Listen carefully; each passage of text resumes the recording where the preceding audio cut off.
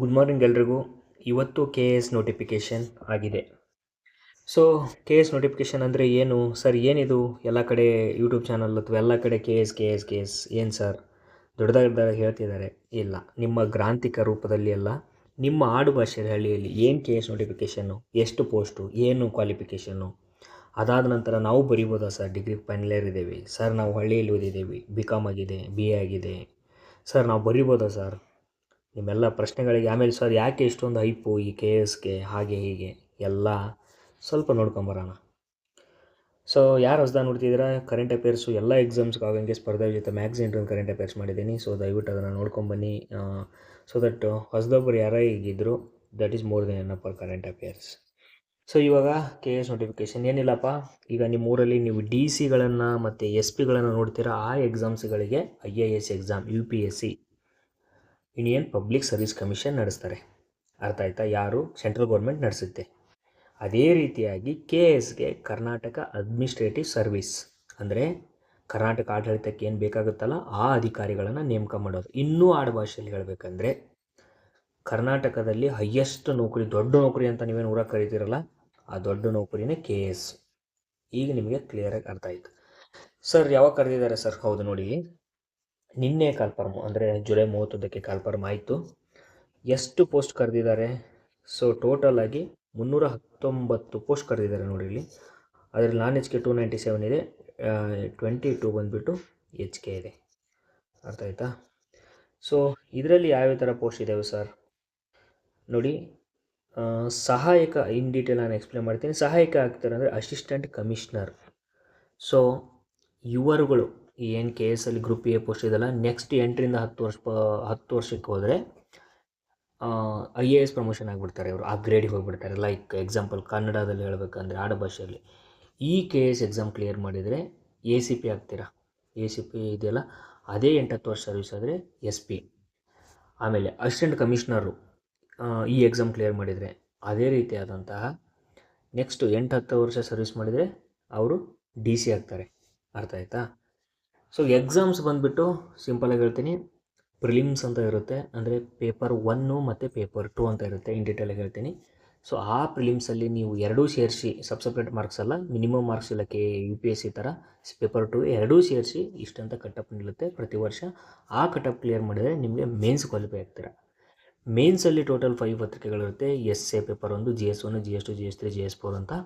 ಅದನ್ನು ಕ್ಲಿಯರ್ ಮಾಡಿದರೆ 1:15 ಆಧಾರಿತ ಬಿಡ್ತಾರೆ. ಅದಾದ ನಂತರ ಇಂಟರ್ವ್ಯೂ ಇರುತ್ತೆ, ಅದು 1:3 ಬಿಡ್ತಾರೆ. ಲಾಸ್ಟ್ಗೆ ಫೈನಲಿಸ್ಟ್ ಬಿಡ್ತಾರೆ 1:1. ಆಗ್ತಾಯಿದೆ. ಈಗ ಎಷ್ಟೆಷ್ಟು ಪೋಸ್ಟು ನೋಡಿ. ಸೊ ಸಹಾಯಕ ಆಯುಕ್ತರು ಕಿರಿಯ ಶ್ರೇಣಿ ಸಿಬ್ಬಂದಿ ಮಟ್ಟ ಆಡಳಿತ ಸುಧಾರಣೆ ಇಲಾಖೆ, ಅಸಿಸ್ಟೆಂಟ್ ಕಮಿಷನರ್ 36 ಪೋಸ್ಟ್, 39 ಇದೆ, HK ಅದೆಲ್ಲ.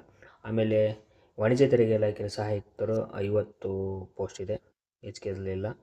ಆಮೇಲೆ ಸಹಾಯಕ ನಿರ್ದೇಶಕರು, ಡೈರೆಕ್ಟರೇಟ್ ಅಂತಿರಲ್ಲ ನೀವು, ಡೈರೆಕ್ಟರ್ ಅಂತಿರಲ್ಲ, ಅಸಿಸ್ಟೆಂಟ್ ಡೈರೆಕ್ಟರ್ ಖಜಾನೆ ಇಲಾಖೆ, ಸೊ 2 ಪೋಸ್ಟು. ಕಾರ್ಯನಿರ್ವಾಹಕ ಅಧಿಕಾರಿ ಸಹಾಯಕ ಕಾರ್ಯದರ್ಶಿ 15 ಪೋಸ್ಟ್ ಇದೆ. ಸಹಾಯಕ ನಿರ್ದೇಶಕರು ಗ್ರೇಡ್ 1 ಸಮಾಜ ಕಲ್ಯಾಣ ಇಲಾಖೆ ಇಲ್ಲ, ಎಷ್ಟು ಅಥಾರಿಟಿ ಆಲ್ಮೋಸ್ಟ್ ಅಲ್ಲಿ IAS ಬಿಟ್ಟರೆ ಇವರೇ ಹೈಯೆಸ್ಟ್ ಅಥಾರಿಟಿ ಇರ್ತಾರೆ. ಸೊ ಇನ್ನೂ ಹೇಳ್ಬೇಕಂದ್ರೆ FD ಎಲ್ಲ ಆಗ್ತಿರ್ತಾವಲ್ಪ, ಅದೆಲ್ಲಕ್ಕಿಂತ ದೊಡ್ಡ ಪೋಸ್ಟು, ಅದ್ರ ಮೇಲೆ ಹೈಯರ್ ಅಥಾರಿಟಿ ಇದು. ತಹಶೀಲ್ದಾರ್ ಗ್ರೇಡ್ 2 ಅಂತ ಇದೆ ಸರ್. ಏನು ಸರ್ ಗ್ರೇಡ್ 2 ಅಂತ ಅಂದರೆ ಇಂಪಾರ್ಟೆಂಟ್ ನೋಡಿ, 25 ಪೋಸ್ಟ್ ಇದೆ, ವೆರಿ ಇಂಪಾರ್ಟೆಂಟ್.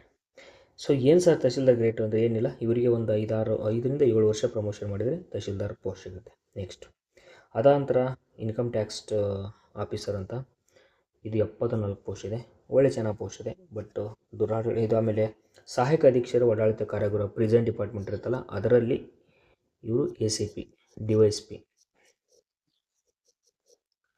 ಅರ್ಥ ಆಯ್ತಾ? ನೆಕ್ಸ್ಟು ನಿರ್ದೇಶಕರು ಕೃಷಿ ಮಾರುಕಟ್ಟೆ ಇದೆ. ಆಮೇಲೆ ಇದು ಉಪಾಧೀಕ್ಷರು ಅಂದರೆ ಈ ಅಬಕಾರಿ ಇಲಾಖೆಯಲ್ಲಿ DYSP ಆರ್ ACP. ರೂರಲ್ ಇದ್ದರೆ DYSP ಅಂತಾರೆ, ಸಿಟಿ ಇದ್ದರೆ ACP ಅಂತಾರೆ.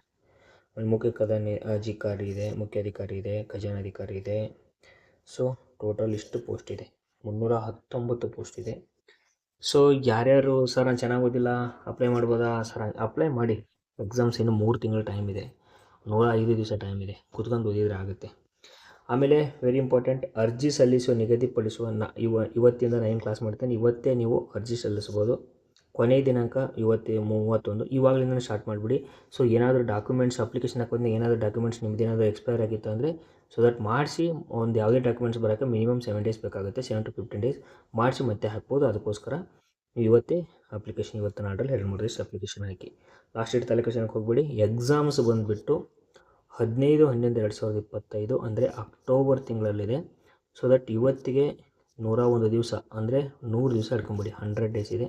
So you should plan accordingly. Sorry, ಒಂದೇ ನಿಮಿಷ. ಏನಾಗಿದೆ ಅಂದರೆ ಎಕ್ಸಾಮ್ಸ್ ಬಂದುಬಿಟ್ಟು ನವಂಬರ್, ಡೇಟ್ಸ್ ಕರೆಕ್ಟಾಗಿ ಹೇಳಿದೆ but days number of days November 11 ಇಲ್ಲಿದೆ ನೋಡಿ. ನವಂಬರ್ 11 ಇದೆ. ಸೊ ಇವತ್ತಿಗೆ 100 ಡೇಸ್ ಅಂದ್ಕೊಳ್ಳಿ. 1 or 2 ಡೇಸ್ ಏನೋ ಬರುತ್ತೆ. 100 ಡೇಸ್ ಅಂದ್ಕೊಳ್ಳಿ. 100 ಡೇಸ್ ಸ್ಟಡಿ ಪ್ಲ್ಯಾನ್ ಮಾಡ್ಕೊಳ್ಳಿ ನೀವು. ಸೊ ಪೂರ್ವಭಾವಿ ಪರೀಕ್ಷೆ 100 ದಿವಸ ಉಳಿದಿದೆ. ಸೊ ಕ್ವಶನ್ ಪೇಪರ್ ಸರ್ ಹೊಸದಾಗಿ ಓದೋರು ಹೌದು ಕ್ಲಿಯರ್ ಮಾಡ್ಬೋದು. ದಿವಸಕ್ಕೆ 12-15 ತಾಸು ಕೂತ್ಕೊಂಡು ಓದಿದರೆ ನೀವು ಕೂಡ ಕ್ಲಿಯರ್ ಮಾಡ್ಬೋದು. ಪಾಸಿಬಿಲಿಟಿ ಇದೆ. ನನ್ನ ಫ್ರೆಂಡ್ ಒಬ್ಬರು ಲಾಸ್ಟ್ ಟೈಮು ಪ್ರಿಲಿಮ್ಸ್ ಬರೋದು, ಮೇನ್ಸ್ ಬರೋದು, ಇಂಟರ್ವ್ಯೂವರೆಗೂ ಹೋಗಿ ಬಂದರು ಈ 100 ಡೇಸ್ ಪ್ಲಾನಲ್ಲಿ. So important. ನೆಕ್ಸ್ಟು ಏನು ಸರ್ ಅಪ್ಲಿಕೇಶನ್ ಹಾಕೋಕ್ಕೆ ನೋಡಿ, ಅರ್ಜಿ ಸಲ್ಲಿಸ್ತಿರಲ್ಲ, ಒಮ್ಮೆ ಅರ್ಜಿ ಸಲ್ಲಿಸಿದ ನಂತರ ಅರ್ಜಿಯಲ್ಲಿ ವಿವರಗಳನ್ನು ತಿದ್ದುಪಡಿ ಅಥವಾ ಸೇರ್ಪಡೆ ಮಾಡುವಂತೆ ನೀಡುವುದು ಯಾವುದೇ ಮನವಿಗಳನ್ನು ಪುರಸ್ಕರಿಸಲಾಗುವುದಿಲ್ಲ. ಎಡಿಟ್ ಆಪ್ಷನ್ ಇವ್ರು ಕೊಡಲ್ಲ. KPSC ಅವ್ರು ನೆನಪಿರಲಿ. ಆಮೇಲೆ ನೀವು ಅದು ತಿದ್ದುಪಡಿ ಮಾಡಬೇಕು ಅಂತ ಆಫೀಸ್ಗೆ ಹೋದರೆ ಇವ್ರು ತೊಗೊಳಲ್ಲ.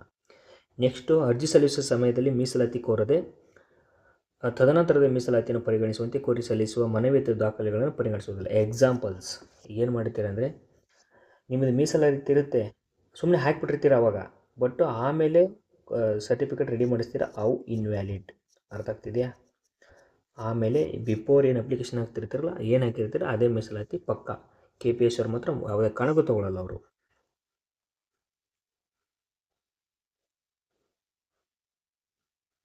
ಆಮೇಲೆ ಅರ್ಜಿಗಳನ್ನು ಆನ್ಲೈನಲ್ಲೇ ಸರಿ ಗೊತ್ತಿದೆ ನಿಮಗೆ, ಆನ್ಲೈನಲ್ಲಿ ಹಾಕಬೇಕನ್ನೋದು.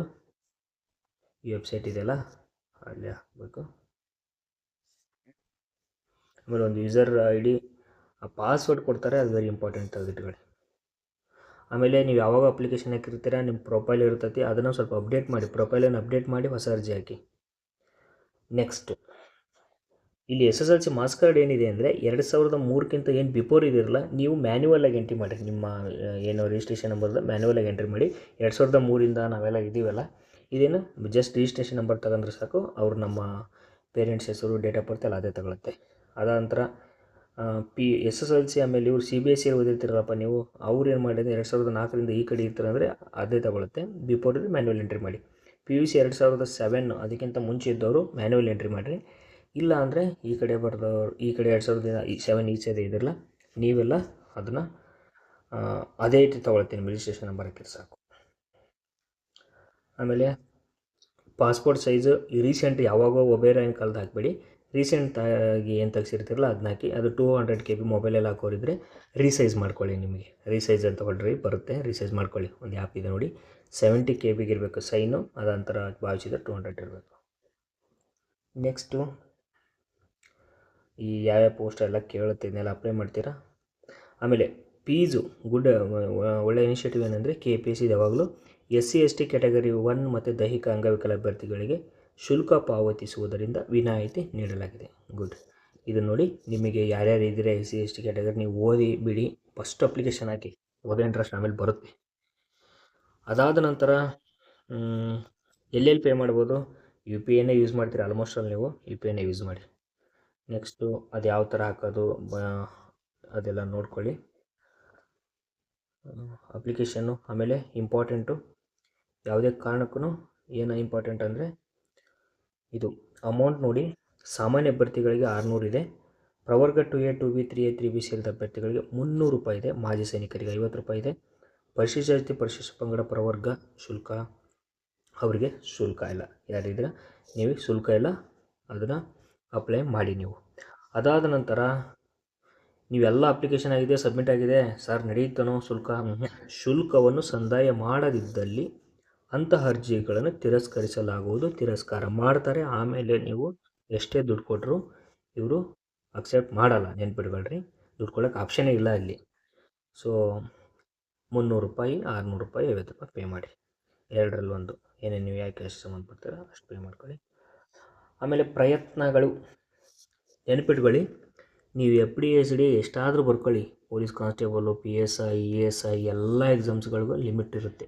ಲಿಮಿಟ್ ಇಲ್ಲ, ನೀವು ಎಷ್ಟು ಸತಿ ಆದರೂ ಬರಿಬೋದು. ನಿಮಗೆ ಆ ಪ್ರಿಸ್ಕ್ರೈಬ್ಡ್ ಏಜ್ ಇತ್ತು ಅಂದರೆ ನೀವು ಎಷ್ಟು ಟೈಮ್ ಆದರೂ ಬರಿಬೋದು. ಬಟ್ ಇದರಲ್ಲಿ ನೀವು GM ಆಗಿದ್ರೆ ಅಂದರೆ ನಿಮ್ಮ ಜೀವಿತಾವಧಿಯಲ್ಲಿ 5 ಬಾರಿ ಮಾತ್ರ ಎಕ್ಸಾಮ್ ಬರಿಬೋದು. ಅದಾದ ನಂತರ ಇವನ್ ಏಜ್ ಕೂಡ ಇದೆ, ಏಜ್ ಲಿಮಿಟ್ಸ್. ಅಷ್ಟರೊಳಗಡೆ 21ರ ನಂತರ ಎಕ್ಸಾಂಪಲು ಜನರಲ್ ಆಗಿದ್ದರೆ 40ರೊಳಗೆ, SC ಆಗಿದ್ದರೆ 21 45 ಆಯಿತಾ. ಈ ಏಜ್ ಒಳಗಡೆ ನೀವು ಎಕ್ಸಾಮ್ ಬರಿಬೋದು. ಸೊ ದಟ್ 5 ಬಾರಿ ಮರೆಗೆ ಮಾತ್ರ JMನವ್ರಿಗೆ, ಪ್ರವರ್ಗವನ್ನು 2A 2B 3A 3B ಅವರಿಗೆ 7 ಬಾರಿ ಮಾತ್ರ ಎಕ್ಸಾಮ್ ಅವಶ್ಯಕತೆ ಬರುತ್ತೆ. ಸರ್ ಒಂದು ಸತಿ ನೀವು ಪ್ರಿಲಿಮ್ಸ್ ಅಟೆಂಡ್ ಆದ್ರೂ ಕೂಡ ನೋಡಿ, ಪೂರ್ವಭಾವಿ ಪರೀಕ್ಷೆ ಪ್ರತಿಯೊಂದು ಪ್ರಯತ್ನವನ್ನು 1 ಹತ್ತುವ ಅವಕಾಶ. ನೀವು ಒಂದು ಸಾರಿ ಪ್ರಿಲಿಮ್ಸ್ ಅಟೆಂಡ್ ಆಗಿದ್ವಿ ಅಂದರೆ ಅದು ಒಂದು ಅಟೆಂಪ್ಟ್ ಅಂತ ಕನ್ಸಿಡರ್ ಆಗುತ್ತೆ. ನೀವು ಪಾಸರ್ ಆಗೋ ಫೇಲರ್ ಆಗೋ, ನೀವು ಮೇನ್ಸು ಇಂಟರ್ವ್ಯೂ ಹೋಗದೇ ಇದ್ದರೂ ಕೂಡ ಪ್ರಿಲಿಮ್ಸ್ ಏನು ಡಿಗ್ರಿ ಫೈನಲ್ ಇಯರ್ ವಿದ್ಯಾರ್ಥಿಗಳಿದ್ರೆ ಕರೆಕ್ಟಾಗಿ ಕೇಳ್ಕೊಳ್ಳಿ, ಪ್ರಿಲಿಮ್ಸ್ ಒಂದು ಸತಿ ಟಚ್ ಮಾಡಿದ್ರೆ ಮುಗಿದು ಕನ್ಸಿಡರ್ ಆಗುತ್ತೆ. ಸೊ ದಟ್ ಹುಷಾರಿಂದ ಅಪ್ಲಿಕೇಶನ್ ಹಾಕಿ. ಆಮೇಲೆ ಯಾರ್ಯಾರು 25 ಏಜ್ ಮೇಲೆ ಇದ್ದೀರಾ, ನೀವು ಓದಿದ್ರು ಹಾಕ್ರಪ್ಪ ಅಪ್ಲಿಕೇಶನು. ನಿಮ್ಮ ಲೈಫಲ್ಲಿ KA ಅವರು ಕರೆಯೋದು, KPSC ಅವ್ರು ಕರೆಯೋದು ಅಷ್ಟೇ ಹತ್ತಿರ. ಸೊ ಅಬೌಟ್ 25 ಯಾರಿದ್ದೀರಾ ನೀವೆಲ್ಲ ಅಪ್ಲೈ ಮಾಡ್ಕೊಳ್ಳಿ, ಬರಿಬೋದು. ಚೆನ್ನಾಗಿ ಓದಿದರೆ 21 ಅಬೋ ಎಲ್ಲ ಅಪ್ಲೈ ಮಾಡ್ಬೋದು. ಅಲ್ಲಿ ತೆಗೆದು ಅಪ್ಲೈ ಮಾಡ್ಕೊಳ್ಳಿ. 7 ಬಾರಿ ಇರುತ್ತೆ, 5 ಬಾರಿ ಹುಡುಗಿರುತ್ತೆ. ಸೊ ಹೆಂಗೆ ಗೊತ್ತಾಗ್ಬಿಡುತ್ತೆ ಸರ್, KPSC ಎಲ್ಲ ಇರುತ್ತೆ ನಿಮ್ದು, ಅದಕ್ಕೋಸ್ಕರ ಹೇಳ್ತಾರೆ. ಅದಾದ ನಂತರ ಏನು ಸರ್ ಕ್ವಾಲಿಫಿಕೇಷನ್ ಎಜುಕೇಷನ್ ಕ್ವಾಲಿಫಿಕೇಷನ್ ಏನಂದರೆ ಜಸ್ಟ್ ಡಿಗ್ರಿ. ಅರ್ಥ ಆಯ್ತಾ? ಏನಪ್ಪ ಅಂದರೆ ಡಿಗ್ರಿ, ನೀವು BA ಆದರೂ ಮಾಡಿರಿ, ಅದಾದ ನಂತರ BSc ಆದರೂ ಮಾಡಿರಿ, BCom ಆರ್ ಎನಿ ಡಿಗ್ರಿ. ಅರ್ಥ ಆಗ್ತಿದೆಯಾ? ಏನು ಪದವಿ ಅಂತಿರಲ್ಲ, ಪದವಿ ಅದಾಗಿದ್ದರೆ ಸಾಕು. ಪದವಿ ಆರ್ PG ಯಾವ್ದಾದ್ರು ಪದವಿ ಮಾಡ್ಕೊಂಡು PG ಹೋಗೋ ಸಾಧ್ಯತೆ ಇದೆಯಲ್ಲ, ಸೊ ಪದವಿ ಮಿನಿಮಮ್. ನೆಕ್ಸ್ಟು ಪೂರ್ವಭಾವಿ ಪರೀಕ್ಷೆಯಲ್ಲಿ ಅರ್ಜಿ ಸಲ್ಲಿಸಲು ನಿಗದಿಪಡಿಸ. ಈಗ ಎಕ್ಸಾಂಪಲ್ಲು, ಈಗ ನೀವು ಡಿಗ್ರಿ ಅವ್ರು ಏನಿದ್ರೆ ಫೈನಲ್ ಸೆಮ್ ಎಕ್ಸಾಮ್ ಬರೆದಿದ್ದೀರಾ, ಬಟ್ ರಿಸಲ್ಟ್ ಬಂದಿಲ್ಲ, ನೀವು ಅಪ್ಲೈ ಮಾಡಬಹುದು. ಫೈನಲ್ ಇಯರ್ ಇರ್ತಿರಲ್ಲ, ನೀವು ಅಪ್ಲೈ ಮಾಡಬಹುದು. ಈಗ 6 ಸೆಮ್ ಬರೆದು ರಿಸಲ್ಟ್ ಕಾಯ್ತಿದ್ರೆ, ನಿಮ್ಮ ರಿಸಲ್ಟ್ಸ್ ಬರಲಿದ್ರೆ ನೀವು ಅಪ್ಲೈ ಮಾಡ್ಬೋದು. ಮೇನ್ಸ್ ಪಾಸಾಗಿ ಯಾವುದು ಪ್ರಿಲಿಮ್ಸ್ ಪಾಸಾಗಿ ಮೇನ್ಸ್ ಟೈಮಲ್ಲಿ ನೀವು ಸಬ್ಮಿಟ್ ಮಾಡ್ಬೋದು. ಸೊ ದಟ್ ನೀವು ಅಪ್ಲೈ ಮಾಡಿ ಡಿಗ್ರಿ ಹುಡುಗರ. ಆಮೇಲೆ ಪರೀಕ್ಷಾ ಕೇಂದ್ರ ಎಲ್ಲಿರುತ್ತಪ್ಪ ಅಂದರೆ ಅವರೇ ಡಿಸೈಡ್ ಮಾಡ್ತಾರೆ, ಕೊಡ್ತಾರೆ. ನೋಡಿ, ಸಾಮಾನ್ಯ ಅರ್ಹತೆ ಅಭ್ಯರ್ಥಿಗಳಿಗೆ ಕನಿಷ್ಠ 21, ಎಲ್ರಿಗೂ ಕನಿಷ್ಠ 21. ಸಾಮಾನ್ಯ ಅರ್ಹತೆ ಅಭ್ಯರ್ಥಿಗಳಿಗೆ 40 ವರ್ಷ, OBC ಆಗಿದ್ದರೆ 43 ವರ್ಷ, SC/ST ಆಗಿದ್ದರೆ ಯಾವುದು SC/ST ಆಗಿದ್ದರೆ 45 ವರ್ಷ. ಆಯಿತಾ? ಇಷ್ಟೊಂದು ಅವಕಾಶಗಳಿದ್ದಾವೆ, ಇಷ್ಟು ಏಜ್ ಇದೆ. ನೋಡ್ಕೊಳ್ಳಿ ಯಾರ್ಯಾರು ಇದ್ದೀರಾ, ಈ ಏಜ್ ಒಳಗಡೆ ಇದ್ದರೆ ನೀವೆಲ್ಲ ಅಪ್ಲೈ ಮಾಡಿ, ಓದಿರೋದು ಎಲ್ಲರೂ ಅಪ್ಲೈ ಮಾಡಿ. ನೆಕ್ಸ್ಟು ಜನ್ಮ ದಿನಾಂಕ ಅವೆಲ್ಲ ಬೇಡ, SSLC ಮಾರ್ಕ್ಸ್ ಕಾರ್ಡ್ ಎಂಟ್ರಿ ಮಾಡಿ ಅದೇ ತಗೊಳುತ್ತೆ. ಆಮೇಲೆ ಇಲ್ಲಿ ಫಿಸಿಕಲ್ ಇರುತ್ತೆ. ಫಿಸಿಕಲ್ಲು ಅಂದರೆ ರನ್ನಿಂಗ್ ಅಲ್ಲ, ಏನು ಫಿಸಿಕಲ್ ಅಂದರೆ DYSP ಸತೆ ಕರೆದಿಲ್ಲ, ಕಾರಾಗೃಹ ಕರೆದಿದ್ದಾರೆ, ಅಬಕಾರಿ ಉಪ ಅಧೀಕ್ಷಕರು ಕರೆದಿದ್ದಾರೆ. ಕಾರಾಗೃಹದಲ್ಲಿ ಪೋಸ್ಟ್ ಇದಲ್ಲ 168 ಬಾಯ್ಸ್ ಹೈಟ್ ಇರಬೇಕು ಅಷ್ಟೇ. ಚೆಸ್ಟ್ ಬಂದುಬಿಟ್ಟು 86 ಸೆಂಟಿಮೀಟರ್ ಇರಬೇಕು. ಅದನ್ನು ನಾವು ಎದೆ ಉಬ್ಬಿಸಿದಾಗ 91 ಬರಬೇಕು. ನೆಕ್ಸ್ಟು ಉಪಾಧೀಕ್ಷರು 163 ಹೈಟ್ ಇರಬೇಕು, ಚೆಸ್ಟು 81 ಸೆಂಟಿಮೀಟರ್, ಅದೇ ಎದೆ ಉಬ್ಬಿಸಿದಾಗ 5 ಸೆಂಟಿಮೀಟರ್ ಬರಬೇಕು. ಇದಕ್ಕೆ 86 ಇದೆ ಕಾರಾಗೃಹಕ್ಕೆ, ಇದಕ್ಕೆ 81 ಇದೆ. ಆಯಿತಾ? ತೂಕ ಬಾಯ್ಸ್ಗೆ ಅನ್ವಯ ಆಗಲ್ಲ, ಲೇಡೀಸ್ಗೆ ಎದೆ ಸುತ್ತಳತೆ ನೋಡಲಾಗಲ್ಲ. ಅದಾದ ನಂತರ ಮಹಿಳೆಯರಾಗಿದ್ದರೆ 157 ಹೈಟ್ ಇರಬೇಕು DYSPಗೆ, ಯಾವುದಕ್ಕೆ DYSP, ಬಟ್ ಕರೆದಿಲ್ಲ. ಇದಕ್ಕೂ ಕೂಡ ಎಲ್ಲದಕ್ಕೂ ಹೈಟ್ 157 ಇಸ್ ಮಹಿಳೆಯರಿಗೆ ಹೈಟ್. ಆಯಿತಾ? ಅದ ನಂತರ ತೂಕ ಬಂದುಬಿಟ್ಟು ಮಹಿಳೆಯರ ಎತ್ತರಕ್ಕೆ ತಕ್ಕಂತೆ ಅವರ 46 kg ಕಡಿಮೆ ಇಲ್ಲದಂತೆ, ಮಿನಿಮಮ್ 46 kg ಇರಬೇಕು ಲೇಡೀಸು. ಸೊ ಸರ್ ಎಕ್ಸಾಮ್ಸ್ ಏನಿರುತ್ತೆ ಸರ್ ನೋಡಿ, ಪ್ರಿಲಿಮ್ಸ್ ಎಕ್ಸಾಮ್ಸ್ ಪೂರ್ವಭಾವಿ ಪರೀಕ್ಷೆ, ಮೇನ್ಸ್ ಎಕ್ಸಾಮ್ ಮುಖ್ಯ ಪರೀಕ್ಷೆ, ಅದಾದ ನಂತರ ವ್ಯಕ್ತಿತ್ವ ಪರೀಕ್ಷೆ, ಪರ್ಸ್ನಾಲಿಟಿ ಟೆಸ್ಟ್ ಅಂತಿರಲ್ಲ, ಈ ಇದುವರೆಗೆ ಕಳೆದ ಕತೆ ಥರ ಇದೇನಿದೆ ಇದು ವೆರಿ ಇಂಪಾರ್ಟೆಂಟ್. ಏನಿರುತ್ತೆ ಸರ್ ಪೂರ್ವಭಾವಿ ಪರೀಕ್ಷೆಯಲ್ಲಿ ನೋಡಿ, ಪೂರ್ವಭಾವಿ ಪರೀಕ್ಷೆ ಅಂದರೆ ಪ್ರಿಲಿಮಿನರಿ ಎಕ್ಸಾಮ್ ಏನಿರುತ್ತೆ, ಪ್ರತಿ ಪ್ರಶ್ನೆಗೆ 2 ಅಂಕಗಳಂತೆ ಪ್ರತಿ ಪತ್ರಿಕೆ 100 ಪ್ರಶ್ನೆಗಳನ್ನು ಒಳಗೊಂಡಿರುತ್ತದೆ. 2 ಪೇಪರ್ ಇರುತ್ತೆ, ಪ್ರತಿ ಪ್ರಶ್ನೆ ಗರಿಷ್ಠ 2 ಅಂದರೆ 100 ಪ್ರಶ್ನೆ ಇರುತ್ತೆ. 100 ಪ್ರಶ್ನೆ 200 ಮಾರ್ಕ್ಸು. ಅಂದರೆ ಒಂದು ಪ್ರಶ್ನೆಗೆ 2 ಮಾರ್ಕ್ಸ್ ಇರುತ್ತೆ. ಅರ್ಥ ಆಯ್ತಾ? ಒಂದು ಪ್ರಶ್ನೆಗೆ 2 ಮಾರ್ಕ್ಸ್ ಇರುತ್ತೆ. So that 100 questions 200 marks. Paper 1 ನೋಡಿ, ಪೇಪರ್ 1 ಏನಿರುತ್ತೆ, ರಾಷ್ಟ್ರೀಯ ಅಂತಾರಾಷ್ಟ್ರೀಯ ಪ್ರಾಮುಖ್ಯತೆ ವಿಷಯಗಳನ್ನು ಒಳಗೊಂಡಂತೆ ಸಾಮಾನ್ಯ ಅಧ್ಯಯನ, ಮಾನವಿಕ ಶಾಸ್ತ್ರ ಅಂದರೆ ಇದು ಇದೆಯಲ್ಲಪ್ಪ ನಮ್ಮದು ಯಾವುದು ಪೊಲಿಟಿ ಬರುತ್ತೆ, ಅದಾದ ನಂತರ ಎಕನಾಮಿಕ್ಸ್ ಬರುತ್ತೆ, ಹಿಸ್ಟ್ರಿ ಬರುತ್ತೆ, ಅದಾದ ನಂತರ ಸೈನ್ಸ್ ಬರುತ್ತೆ, ಹ್ಯುಮ್ಯಾನಿಟೀಸ್ ಇದೆಯಲ್ಲ. ಸೊ 100 ಪ್ರಶ್ನೆಗಳು ಇಲ್ಲಿ ನೋಡಿ, 200 ಅಂಕಗಳು. ಆಮೇಲೆ ಪೇಪರ್ 2 ರಾಜ್ಯದ ಪ್ರಾಮುಖ್ಯತೆ ಸಂಬಂಧಿಸಿದ ಅಧ್ಯಯನ, ಸಾಮಾನ್ಯ ವಿಜ್ಞಾನ ತಂತ್ರಜ್ಞಾನ, ಸಾಮಾನ್ಯ ಜನರಲ್ ಮೆಂಟಲ್ ಎಬಿಲಿಟಿ ಇದೆಯಲ್ಲ, SSLC ಮಕ್ಕಳು SSLC ಲೆವೆಲ್ ಇರುತ್ತೆ. ಸೊ ಇಲ್ಲಿ 100 ಪ್ರಶ್ನೆಗಳು 200 ಅಂಕಗಳು. ಅಂದರೆ 2 ಪತ್ರಿಕೆಗಳು ಪೇಪರ್ 1 2 ಪತ್ರಿಕೆಗಳು ಆಯಿತಾ, 100 questions, 200 marks. So 400 marks qualifying ಪ್ರತಿ ವರ್ಷ ಇಂತಂತ ನಿಲ್ಲುತ್ತೆ. ಸೊ ಡಿಪೆಂಡ್ಸ್ ಆಯಿತಾ. 400 ಮಾರ್ಕ್ಸಿಗೆ ನೀವು ಎಕ್ಸಾಮ್ ಬರೀತೀರಿ, ಕೀಪ್ ಇನ್ ಮೈಂಡ್. ಪ್ರಶ್ನೆ ಪತ್ರಿಕೆ ಕನ್ನಡ ಮತ್ತು ಇಂಗ್ಲೀಷ್ ಭಾಷೆಯಲ್ಲಿರುತ್ತೆ. ಸೊ ದಟ್ ಸ್ವಲ್ಪ ಇಂಗ್ಲೀಷು ಓದಬೇಕಾದ್ರೆ ಗಮನ ಇರಲಿ. ಎಷ್ಟೇ KPSC ಸ್ಟ್ರೈಕ್ ಮಾಡಿ ಹೊಡೆದಾಡಿದ್ರು ಇಂಗ್ಲೀಷಲ್ಲಿ ಅವರು ಟ್ರಾನ್ಸ್ಲೇಟ್ ಕನ್ನಡ ಮಿಸ್ಟೇಕ್ ಮಾಡಿರ್ತಾರೆ. ಸೊ ದಟ್ ಇಂಗ್ಲೀಷ್ ಇರಲಿ. ನೋಡಿ, ಪೂರ್ವಭಾವಿ ಪರೀಕ್ಷೆ ನಾನು ಹೇಳಿದೆ, ಮೆಂಟಲ್ ಎಬಿಲಿಟಿ SSLC ಇರುತ್ತೆ, SSLC ಲೆವೆಲ್ಗೆ. ಅದಾದ ನಂತರ ನೀವು ಪ್ರಿಲಿಮ್ಸಲ್ಲಿ ಪಾಸ್ ಆದ್ರಿ ಅಂದರೆ ಕಟ್ಟಪ್ ಅಂತ ಇರುತ್ತೆ, ಅದನ್ನು ಪಾಸ್ ಮಾಡಬೇಕು. ಅಷ್ಟು ಕಷ್ಟಪ್ಪು. ಅದರಲ್ಲಿ ಒಂದು ಪೋಸ್ಟಿಗೆ 15, ಅಂದರೆ ಇವಾಗ ನಮಗೆ ಕರೆದಿರೋದು 300. ಸೊ ಈಗ 319 ಪೋಸ್ಟ್ ಇದೆ. ಇಂಟು 15 ಅಂದರೆ 4000, ಒಂದೇ ನಿಮಿಷ, 4785. ಆಯ್ತಾಯ್ತದ. ಇಷ್ಟು ಜನ ಮಾತ್ರ ಮೇನ್ಸ್ಗೆ ಹೋಗ್ತಾರೆ. ಎಷ್ಟೇ ಅಪ್ಲಿಕೇಶನ್ ಬಂದರೂ ನೆನಪಿರಲಿ, 4785 ಜನ ಮಾತ್ರ ಮೇನ್ಸ್ಗೆ ಹೋಗ್ತಾರೆ. ಅರ್ಥ ಆಗ್ತಿದೆಯಾ? ಅದಾದ ನಂತರ 1/4 ಅಷ್ಟು 0.25 ನೆಗೆಟಿವ್ ಇರುತ್ತೆ. ನೆಗೆಟಿವ್ ಕಡೆ ಗಮನ ಇರಲಿ. ನೆಕ್ಸ್ಟು ಸಿಲೆಬಸ್ ಇದೆ, ನೀಟಾಗಿ ನೋಡ್ಕೊಳ್ಳಿ. ರಾಷ್ಟ್ರೀಯ ಅಂತಾರಾಷ್ಟ್ರೀಯ ಪೂರ್ವಭಾವಿ ಪೇಪರ್ 1 ಸಿಲೆಬಸ್ ಇನ್ ಡೀಟೇಲ್ ಕೊಟ್ಟಿದ್ದೀನಿ. ಟೈಮು ನೋಡ್ಕೊಳ್ಳಿ ಏನಿರುತ್ತೆ. ರಾಷ್ಟ್ರೀಯ ಅಂತಾರಾಷ್ಟ್ರೀಯ ಇರುತ್ತೆ. ಆಮೇಲೆ ಭಾರತದ ರಾಷ್ಟ್ರೀಯ ಮತ್ತು ಅಂತಾರಾಷ್ಟ್ರೀಯ ಮಹತ್ವದ ಪ್ರಚಲಿತ ವಿದ್ಯಮಾನಗಳು, ಭಾರತದ ಇತಿಹಾಸ, ಅದಾದ ನಂತರ ಕರ್ನಾಟಕದ ಇತಿಹಾಸ, ಭೂಗೋಳಶಾಸ್ತ್ರ ಇದೆ. ಆಮೇಲೆ ಗ್ರಾಮೀಣಾಭಿವೃದ್ಧಿ ಬಗ್ಗೆ ಇದೆ. ನೋಡ್ಕೊಳ್ಳಿ ಇನ್ ಡೀಟೇಲ್ ಆಗಿ ಅದನ್ನು. ಆಮೇಲೆ ಪತ್ರಿಕೆ 2 ಬಂದುಬಿಟ್ಟು ರಾಜ್ಯದ ಪ್ರಮುಖ ಪ್ರಸ್ತುತ ಘಟನೆಗಳು ಮತ್ತು ರಾಜ್ಯ ಸರ್ಕಾರ ಪ್ರಮುಖ ಯೋಜನೆಗಳು. ಇದು ಎಕಾನಮಿಕ್ ಸರ್ವೆ ಅಂತ ಬರುತ್ತೆ. ಈ must read economic survey and budget. Own copy ನೀವು ಓದಬೇಕಾಗುತ್ತೆ. ಆಮೇಲೆ ಇದೇನಿದೆಯಲ್ಲ, science and technology plus which one ecology, ಆಯಿತಾ, ಅದು ಇಂಪಾರ್ಟೆಂಟು. ಆಮೇಲೆ ಮೆಂಟಲ್ ಎಬಿಲಿಟಿ ಇನ್ ಡೀಟೇಲ್ ಆಗಿದೆ. ಈ ಕಾಪಿ ನನ್ನ ಟೆಲಿಗ್ರಾಮಲ್ಲಿ ಇರುತ್ತೆ, you can take. Next one return examination. Return examination ಬಂದುಬಿಟ್ಟು ಅರ್ಹತಾ ಪತ್ರಿಕೆಗಳನ್ನು ತೆಗೆದುಕೊಂಡ್ರು. ಈಗ 4785 ಜನ ಏನು ಬರ್ತಾರಲ್ಲ ಅವರು ಮೇನ್ಸ್ಗೆ, ಅವ್ರಿಗೆ ಮೇನ್ಸ್ ಎಕ್ಸಾಮ್ಸ್ ಇರುತ್ತೆ. ನೀವು ಸೆಲೆಕ್ಟ್ ಆದರೆ ಅದರಲ್ಲಿ ನೀವು ಕನ್ನಡ ಅಂತ ಇರುತ್ತೆ, ಇಂಗ್ಲೀಷ್ ಅಂತ ಇರುತ್ತೆ. ಇದಕ್ಕೆ ಮಿನಿಮಮ್ 50 ಮಾರ್ಕ್ಸ್ 52 ಮಾರ್ಕ್ಸನ್ನು ತೆಗಿಲೇಬೇಕು. ಅರ್ಥ ಆಯ್ತಾ? ಅದನ್ನ ಹೇಳ್ತೀನಿ. ಆಮೇಲೆ ಇವೆರಡು ಕ್ವಾಲಿಫೈಯಿಂಗ್ ಪೇಪರು. ಸೊ ಈ ಎಕ್ಸಾಮು ಮಿನಿಮಮ್ ಮಾರ್ಕ್ಸ್ ಅಂತ ತೆಗಿಬೇಕು. ಅಷ್ಟು ತೆಗಿಲಿಲ್ಲ ಅಂದರೆ ಇಲ್ಲಿ ನೀನು ಔಟ್ ಆಫ್ ಬೋರ್ಡ್ ತೆಗೆದ್ರು ಯೂಸ್ ಇಲ್ಲ. ಇಲ್ಲಿ ಪಾಸ್ ಮಾಡಲೇಬೇಕೇನೋ, ಎರಡು ಗಮನದಲ್ಲಿರಲಿ. ಯಾರಿಗೆ ಇಂಗ್ಲೀಷ್ ಗ್ರಾಮರ್ ಇದೆ, ಈಗ ಮೊಹಮ್ಮದ್ ಸುಜಿತ್ ಅಂತ IPS ಮೇಡಮ್ ಇದ್ದಾರಲ್ಲ, ಅವ್ರು ಒಂದು ಟೈಮು ಏನೋ ಮಿಸ್ಟೇಕ್ ಮಾಡ್ಕೊಳಕ್ಕೆ ಹೋಗಿ ಇಂಗ್ಲೀಷೇ ಕ್ವಾಲಿಫೈಯಿಂಗ್ ಪೇಪರೇ ಪಾಸ್ ಆಗಿರಲಿಲ್ಲ. ಸೊ ದಟ್ ಆ ಥರ ಆಗ್ತಿರುತ್ತೆ. Just check it once. ಅದಕ್ಕೋಸ್ಕರ ಎರಡನ್ನು ನೋಡ್ಕೊಳ್ಳಿ. ನೆಕ್ಸ್ಟು ಪ್ರಬಂಧ, ಇದು ಎಸ್ಸೆ. ಪ್ರತಿ ಪೇಪರು ಕೂಡ ಬರೆಯೋದಿರ್ತದಪ್ಪ, ಇದು ಟಿಕ್ ಹಾಕೋದಲ್ಲ. 3 ತಾಸು ಇರ್ತೈತಿ, 250 ಮಾರ್ಕ್ಸ್ ಇರ್ತೈತಿ. ಈಗ essay 250 marks, GS1 250, GS2 250, GS4 ಅಂದರೆ GS3 ಅಂತ ಹೇಳ್ತೀವಿ ಪ್ರಬಂಧ ಬಿಟ್ಟು ನಾವು. GS3 250, GS4 250, total 1250 marks plus interview 25, 1275ಗೆ ನೀವು ಮೇನ್ಸ್ ಎಕ್ಸಾಮ್ನ ಬರೀಬೇಕಾಗುತ್ತೆ. ಅದಾದ ನಂತರ ಇಲ್ಲಿ ನೋಡಿ, ಕನಿಷ್ಠ 30% ಅಂದರೆ 52 ಮಾರ್ಕ್ಸ್ ತೆಗಿಬೇಕು ನೀವು. ಯಾವುದರಲ್ಲಿ? ಇದರಲ್ಲಿ ಆವಾಗಲೇ ಹೇಳಿದೆಲ್ಲ, 150ಕ್ಕೆ 52 ಮಾರ್ಕ್ಸ್ ತೆಗಿಲೇಬೇಕು. ಕನ್ನಡ ಎಲ್ಲರೂ ತೆಗಿತಾರೆ, ಇಂಗ್ಲೀಷ್ ಕಡೆ ಗಮನ ಇರಲಿ. ಅದಾದ ನಂತರ ಮುಖ್ಯ ಪರೀಕ್ಷೆ ಎಲ್ಲದನ್ನೂ ಬರೀಬೇಕಾಗತ್ತೆ. ಅಭ್ಯರ್ಥಿಗಳನ್ನು ಪತ್ರಿಕೆ ಉತ್ತರಗಳನ್ನು ಸಂಪೂರ್ಣ ಕನ್ನಡ ಅಥವಾ ಇಂಗ್ಲೀಷ್, ಕನ್ನಡದಲ್ಲಿ ಬರೆದಿದ್ದರೆ ಬರೀ, ಇಂಗ್ಲೀಷಲ್ಲಿ ಬರೆದಿದ್ದರೆ ಬರೀ.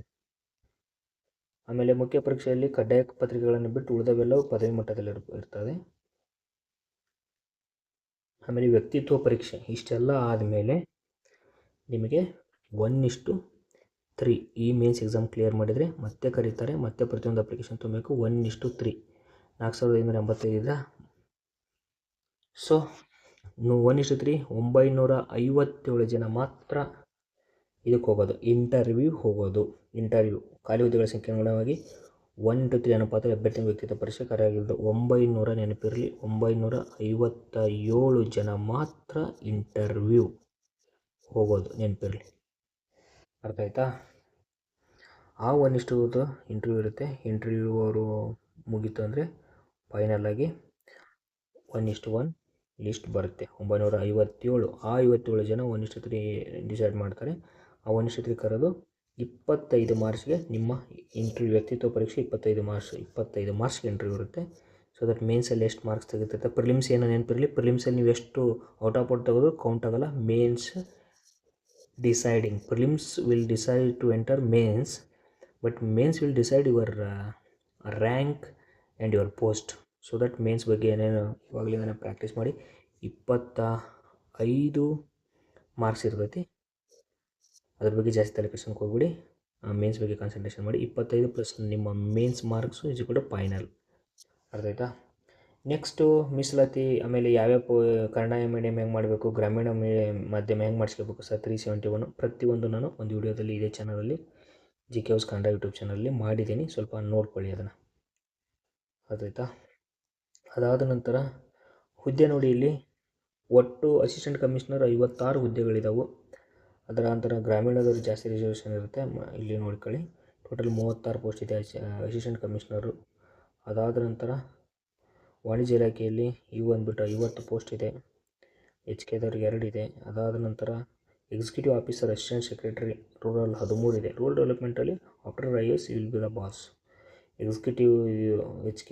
ಆಮೇಲೆ ಅಸಿಸ್ಟೆಂಟ್ ಡೈರೆಕ್ಟ್ರೇಟ್, ನಿರ್ದೇಶಕರು ಅಂತ ಕರೀತಾರೆ, ಅಸಿಸ್ಟೆಂಟ್ ಡೈರೆಕ್ಟ್ರೇಟ್ 11 ಪೋಸ್ಟ್ ಇದೆ ನಾನ್ HKಗೆ. ಅದಾದ ನಂತರ ತಹಶೀಲ್ದಾರ್ ಗ್ರೇಡ್ 2 ನೋಡಪ್ಪ, 7 ಪೋಸ್ಟ್ ಇದೆ. ಅದಾದ ನಂತರ ಇದು 7 ಪೋಸ್ಟ್ ಬಂದುಬಿಟ್ಟು ಅದು HKದವ್ರಿಗೆ, ನಾನ್ HKದವ್ರಿಗೆ 18 ಪೋಸ್ಟ್ ಇದೆ. ಕಮರ್ಷಿಯಲ್ ಟ್ಯಾಕ್ಸ್ಟು ತುಂಬ ಒಳ್ಳೆ ಪೋಸ್ಟ್ ಇವು. ಕಮರ್ಷಿಯಲ್ ಟ್ಯಾಕ್ಸ್ ಡಿಪಾರ್ಟ್ಮೆಂಟಲ್ಲಿ 74 ಪೋಸ್ಟ್ ಇದೆ. ಆಮೇಲೆ ಸಹಾಯಕ ಅಧೀಕ್ಷಕರು, ಅಸಿಸ್ಟೆಂಟ್ ಸೂಪರಿಂಟೆಂಡೆಂಟ್, ಯಾವುದಿದು ಪ್ರಿಸನ್ ಡಿಪಾರ್ಟ್ಮೆಂಟಲ್ಲಿ. ಅದಾದ ನಂತರ ಸಹಾಯಕ ಅಧೀಕ್ಷಕರು ಟೋಟಲಾಗಿ. ಆಮೇಲೆ ಕೋಆಪರೇಟಿವ್ ಸೊಸೈಟೀಸಲ್ಲಿ 19 ಪೋಸ್ಟು. ಸೊ ಇಲ್ಲಿ 2 ಪೋಸ್ಟ್ HKದ. ಆಮೇಲೆ ಮಾರ್ಕೆಟ್ ಇದು 1 ಪೋಸ್ಟ್ ಇದೆ. ನಿಮ್ಮ ರಿಸರ್ವೇಷನ್ ನೋಡ್ಕೊಂಬಿಡಿ ಇವಾಗಲೇ, ಆ ಥರನೇ ಲೆಕ್ಕ ಹಾಕಬೇಕು. ಸೂಪರಿಂಟೆಂಡೆಂಟ್ ಆಫ್ ಎಕ್ಸೈಸ್ ಫೈನಾನ್ಸ್ 15 ಆಯಿತಾ, 18 ಹೈದರಾಬಾದ್. ಟೋಟಲ್ ಸಹಾಯಕ ನಿರ್ದೇಶಕರು ಇದೆ, ಅದು 2 ಪೋಸ್ಟ್ ಇದೆ, ಇದಿದೆ. ನೆಕ್ಸ್ಟು ಸೊ ಅರ್ಥ. ಆಮೇಲೆ ಯಾವ್ಯಾವ ಏನೇನು ಮಾಡಿಸ್ಬೇಕು ಅಂತ ನಾನು ಇದನ್ನು ಕನ್ನಡ ಮೀಡಿಯಮು, ಜಾತಿ, ಇನ್ಕಮ್ಮು ಎಲ್ಲ ನಾನು ನಿಮಗೆ ಹೇಳಿದ್ದೇನೆ. ಬಿಫೋರ್ ಅಪ್ಲಿಕೇಶನ್ ಹಾಕ್ಲಿಕ್ಕಂತ ಮುಂಚೆತನೂ ಮಾಡಿಸ್ಕೊಳ್ಳಿ. ಅಪ್ಲಿಕೇಶನ್ ಹಾಕಿ ಆಮೇಲೆ ಯಾವುದೊಂದು ಹಳೇದಾಗಿ ಅಪ್ಲಿಕೇಶನ್ ಹಾಕಿ ಆಮೇಲೆ ಮಾಡಿಸಿದರೆ ಗೌರ್ಮೆಂಟವ್ರು ಯಾವುದೇ ಕಾರಣಕ್ಕೂ ಕೇಳೋದಿಲ್ಲ. ಎಸ್ಪೆಷಲಿ ಇವರು ನಮ್ಮ KPS ಅವ್ರು ಮಾತ್ರ ನಿಮಗೆ ಗೊತ್ತಿದ್ದೈತಿ, ಅವ್ರು ಯಾವುದೇ ಕಾರಣಕ್ಕೂ ಕೇಳೋದಿಲ್ಲ. ಅದಾದ ನಂತರ ನೆನಪಿರಲಿ ಸರ್, 319 ಪೋಸ್ಟು ನಾನ್ HKದವ್ರು ಏನಿದಿರಲ್ಲಪ್ಪ, ನಿಮಗೆ ಆಗಿರೋದು ಕೇವಲ 287 ಅಂತ ಅಷ್ಟೇ ನೆನಪಿಟ್ಕೊಳ್ಳಿ. ಯಾಕೆ ಹೇಳಿ, 297 ಮಾತ್ರ ಇವರು ಅಪ್ಲಿಕೇಬಲ್. ದೆನ್ ಒಳಗಡೆ ರಿಸರ್ವೇಷನ್ ಇರುತ್ತಲ್ಲ, ಅವ್ರೇನು ಮಾಡಿ GM ಪ್ಲಸ್ ನಿಮ್ಮ ಕ್ಯಾಸ್ಟು ಅಷ್ಟು ಅನುಗುಣವಾಗಿ ಮಾತ್ರ ಇಷ್ಟು ಕಾಲ್ಫಾರ್ಮ್ ಆಗಿದೆ ಅನ್ಕೊಂಡು ಓದ್ಕೊಳ್ಳಿ. Will know the competition. So ನೀವು ಪ್ರತಿ ದಿವಸ 12-15 ಅವರ್ ಓದಬೇಕು. ಹೊಸಬ್ರು ಎಲ್ಲೇ ಇದ್ದರೆ ಅಂದರೆ ಯಾರಾದರೂ ಕ್ರ್ಯಾಶ್ ಕೋರ್ಸ್ ಮಾಡ್ತಾಯಿದ್ರೆ ತೊಗೊಳ್ಳಿ. ಪರ್ಸ್ನಲಿ ನಾನು ಹೇಳ್ತಿದ್ದೀನಿ ಅಂದರೆ, ಸೊ ಯಾರು ಇಂಪಾರ್ಟೆಂಟು ಏನು ಕಾಂಪಿಟೇಟಿವ್ ನೋಡಿ ತೊಗೊಳ್ಳಿ. ಬಟ್ ನಾವು ನೋಡೋದ್ರಿಂದ ಈ ಶಾಂತಮಾರ್ಗ ಅಂತ ಒಬ್ಬರು ಶಾಂತಪ್ ಸರ್ ಮಾಡ್ತಿರ್ತಾರೆ, ಅವರು UPSC ಈಗಾಗಲೇ ಕ್ಲಿಯರ್ ಮಾಡಿದರೆ. ನಿಮಗೇನಾದರೂ ಅನಿಸಿದರೆ ಅವರು ಚೆನ್ನಾಗಿ ಗೈಡ್ ಮಾಡ್ತಾರೆ. ಸೊ ನಾವು ಕೂಡ ತೊಗೊಂಡಿದ್ದೀವಿ classes. But you can take class. Otherwise ನಮ್ಮ KPSC ಎಲ್ಲಿ ಇದೆ. ಸೊ ನಿಮಗೆ ಒಟ್ಟು ಕೂತ್ಕೊಂಡು ಓದೋದು ವೆರಿ ಇಂಪಾರ್ಟೆಂಟ್. 24 ಗಂಟೆ ಕ್ಲಾಸ್ ಅಲ್ಲ, ಕೂತ್ಕೊಂಡು ಓದೋದು very important. All the very best and please subscribe my channel for more updates.